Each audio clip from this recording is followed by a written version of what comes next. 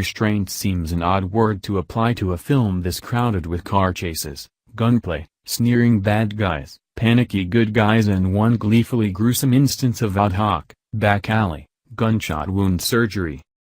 And yet, here we are. Neither Game Night's premise nor, by extension, its trailer, promises terribly much. Deeply competitive married couple Max and Annie, Jason Bateman and Rachel McAdams, host a weekly gaming gathering with friends, only to have it literally hijacked by Max's rich, overachieving and much cooler brother Brooks, Kyle Chandler. Masked toughs, who may or may not be part of an elaborate game, brutally kidnap Brooks while the assembled guests look on, eagerly sampling the cheese board. From there, the night proceeds to go violently awry. If that's all Game Night was, it'd fall dutifully in line with countless other comedies in which buttoned-up suburbanites take a walk on the wild side that, by the third reel, breaks out into a flailing, headlong sprint. Among these, 2016's Office Christmas Party, and, especially, 2011's Horrible Bosses, with which Game Night shares considerable creative DNA. Bateman starred in both films, but Bosses was co-written by one of Game Night's two directors, John Francis Daley.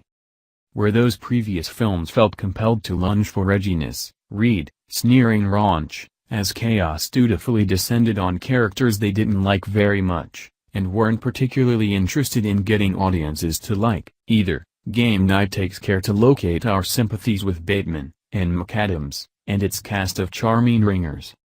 Casting isn't the only reason the film works as efficiently as it does, but it's probably the biggest. Catastrophe Sharon Horgan is on hand, and while she doesn't get a lot to do, she brings her familiar comic persona to bear. Ditto a blink and you'll miss her Chelsea Peretti. That turns out to be Game Night's pattern.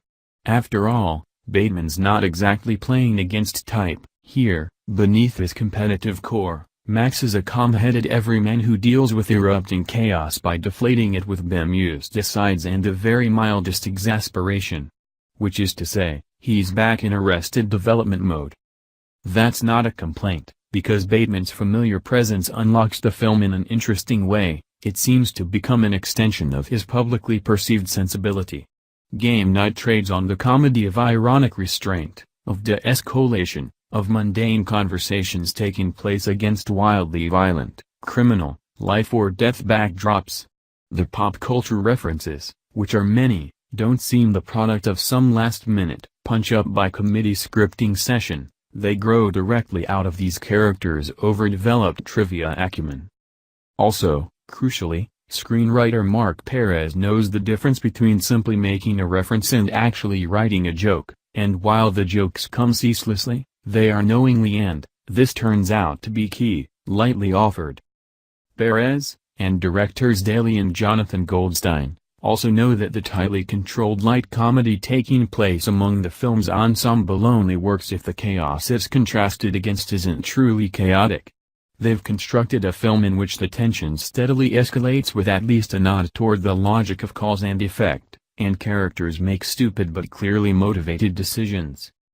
Game Night will likely get devoured this week at the box office, between Black Panther's momentous cultural moment and Natalie Portman's turn as a gun-toting, mutant-hunting super scientist in Annihilation, but it doesn't deserve to disappear.